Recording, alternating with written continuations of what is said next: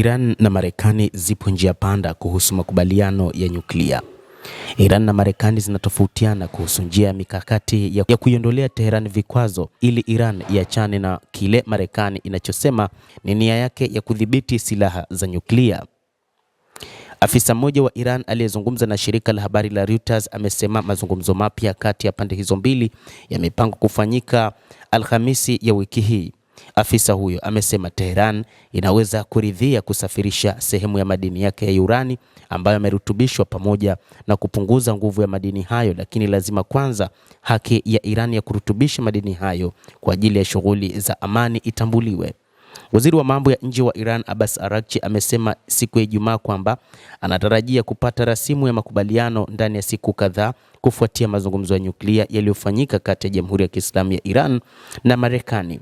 Kulingana na shirika la kimataifa la nishati atomiki IAEA, Iran inamiliki zaidi ya kilo 400 za urani ikiwa na urutubishwaji wa 60% ambayo inaweza kutumika kama kutengeneza silaha za nyuklia iwapo urutubishaji huo utaongezeka na kufikia 90%. Mazungumzo haya yanakuwa njia panda kwa sababu wanaofanya mazungumzo sio ambao wanatoa maono ya mwisho kwamba wao wanazungumza na kisha kupeleka kwa watu wa juu. Kwa mfano, Steve Witkoff ambaye ni mjumbe wa Rais Donald Trump, yeye kazi yake ni kufikisha kile anachotumwa na Rais Donald Trump.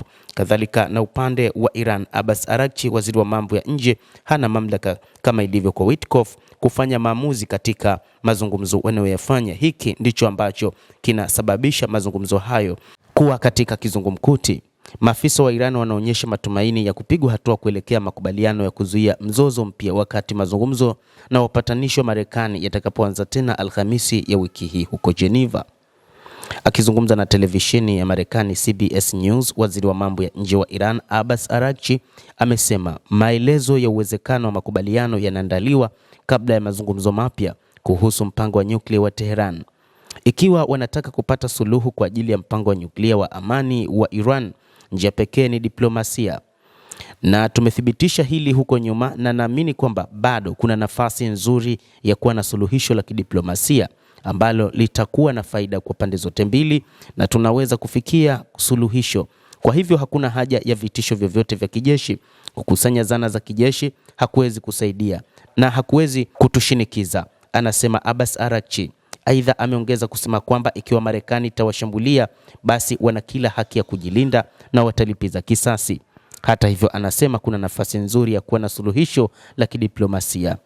Waziri wa mambo ya nje wa Oman ambaye ndiye mpatanishi mkuu Badri Abdul Said amesema mazungumzo yataanza tena Alhamisi huko Geneva kwa msukumo chanya kwa kuchukua hatua za ziada kuelekea kukamilika makubaliano hayo.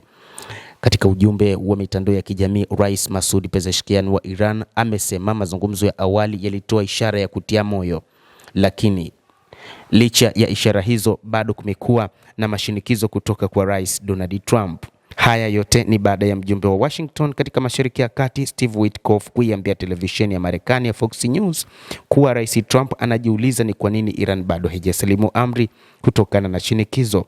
Kwa nini chini ya shinikizo la aina hii pamoja na kiasi cha nguvu za kijeshi cha baharini, manowari tulizo nazo huko, kwa nini hawajajutia na kusema tunakiri kwamba hatutaki kutengeneza mabomu, ndicho tulicho tayari kufanya na bado ni vigumu kuwafikisha mahala hapo, anasema Steve Witkoff. Vitisho vya Marekani vya kuchukua hatua za kijeshi vimezidi kuongezeka tangu maandamano ya kitaifa nchini Iran yaliposababisha ukandamizaji mkali ambao makundi ya haki za binadamu yanasema uliwaua maelfu ya watu. Siku ya Jumapili, wanafunzi wa Iran walifanya maandamano yanayokinzana ya kuunga mkono na kupinga serikali, huku wakosoaji wa uongozi wakikabiliwa na hatua ya kukamatwa. Baada ya duru ya majadiliano ya hivi karibuni huko Geneva, Iran ilisema inaandaa rasimu ya pendekezo la makubaliano ambayo yataepusha hatua za kijeshi.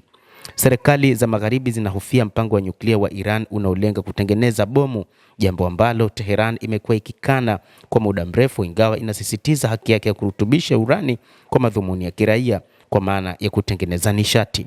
Endelea kutufuatilia mtazamaji, lakini usisahau kulike, kucomment, lakini kusubscribe channel hii ili upate habari hizi kwa mapana hapa The World News. Naitwa Damu Hussein.